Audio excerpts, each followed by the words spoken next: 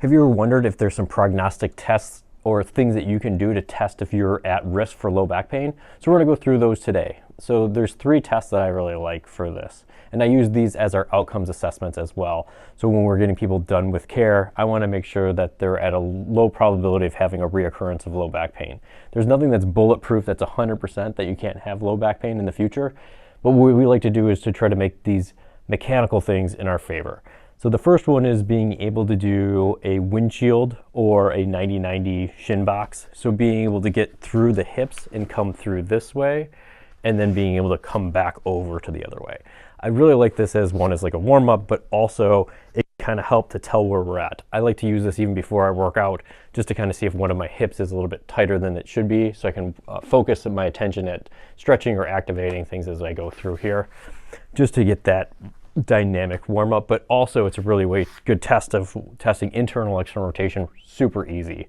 The next test is going to be a side plank.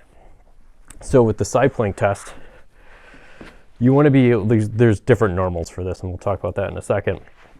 But I like the top leg in front, so bottom leg behind. This replicates a little bit more like walking. Elbow, I'm going to have my basically the tension throughout my whole forearm. I'm not just having it in my elbow. So this through the whole forearm, and then I'm going to lift and I'm going to hold.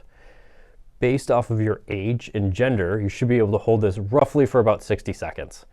It varies a little bit from basically 50 seconds to 110 seconds, but we're not really going to get into the details of that in this video. But for the most part, if you're able to hold it for 60 seconds, you fit to most of the categories. My athletes, I like to see a little bit more, but again, this is a core test. This isn't what should be done as an exercise. Typically when people need to exercise this, I have them break it down into 10-second segments. So instead of doing a 60-second plank hold, I'll have them do 6 reps of 10-second holds. That gives the body a little bit of growth potential. If you want to get your arms bigger, you just don't hold a weight.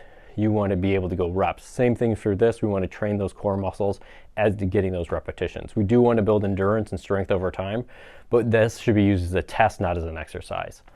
And then the last exercise we want to go through to test endurance as well. We did the lateral side,